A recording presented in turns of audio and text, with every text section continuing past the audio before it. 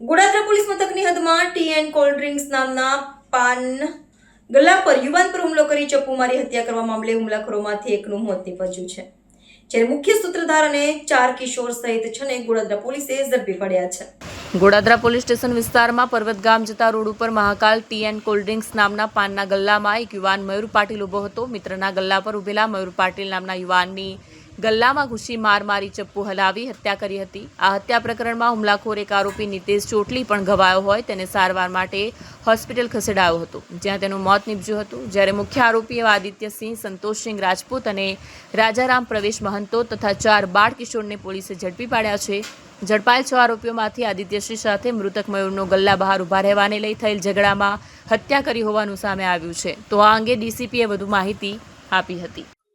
ગઈકાલે Godadara police station વિસ્તારમાં ઠાકોરનગર જે સોસાયટી છે ત્યાં એક મહાકાલ પાન છે।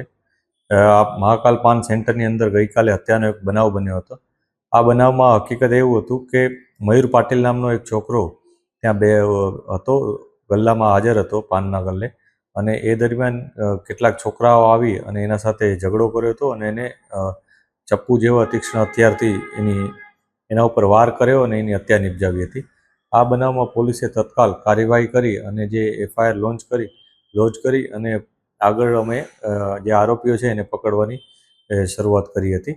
એમાં પ્રાઇમરી ધોરણે અમને જે વિગતો મળી હતી એમાં એક વ્યક્તિ નીતિશ મહંતો ઉર્ફે નીતિશ ચોટલી કરીને છે એ, અને આદિત્યસિંહ સંતોષસિંહ રાજપૂત, પછી એકનું નામ છે રાજા રામ પ્રવેશ મહંતો, આ 3 વ્યક્તિઓના નામ આવ્યા હતા, અને અન્ય 4 જે કાયદાના સંઘર્ષમાં આવેલ બાળ કિશોરો છે, આ બધા ઘટનામાં સામેલ હોવાની માહિતી પોલીસને મળી હતી। પોલીસે આ તમામ બાબતે તપાસ કરી વેરીફાઈ કર્યું, અને જે આમાંથી એક જે નીતિશ ચોટલી છે એને પણ કેટલીક ઈજાઓ થઈ હતી, તો એ હોસ્પિટલાઇઝ હતો। આજે નીતિશ છે એ પોતે પણ મરણ ગયેલો હોવાની માહિતી પોલીસને મળી છે, તો આ બાબતે પણ અત્યારે તપાસ ચાલુ છે।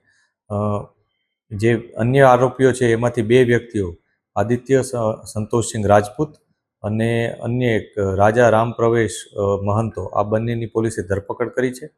એક 18 વર્ષ અને 2 મહિના અને એક 18 વર્ષ 3 માસનો છોકરો છે। બાકીના 4 છોકરાઓ છે એ કાયદાના સંઘર્ષમાં આવેલ બાળ કિશોરો છે, તો એમનો જે નિયમ અનુસાર કાર્યવાહી કરવાની હોય એ અમે કરેલ છે। અત્યારે જે પોલીસને પ્રાઇમરી માહિતી છે એ મુજબ આ ઘટનામાં 2 દિવસ અગાઉ આ મયુર પાટીલ અને આદિત્યસિંહ, આ બંને વચ્ચે આ જ ગલ્લામાં કંઈક ઝઘડો થયો હતો।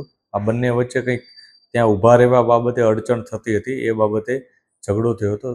ત્યારે કંઈક બંને વચ્ચે કંઈ એવું મનદુખ લાગ્યું હોવાનું અત્યારે જણાય છે, અને એ બાબતનું અદાવત રાખી અને આજે ગઈકાલે આદિત્યસિંહ અને એના જે મિત્રો છે નીતિશ ને આ બધા રાજારામ પ્રવેશ ને બધા, એ લોકોએ બધાએ ભેગા થઈ અને ગઈકાલે આના ઉપર એટેક કર્યો, અને આ દરમિયાન એની ઇન્જરી થઈ હતી અને મૃત્યુ પામેલ હતો।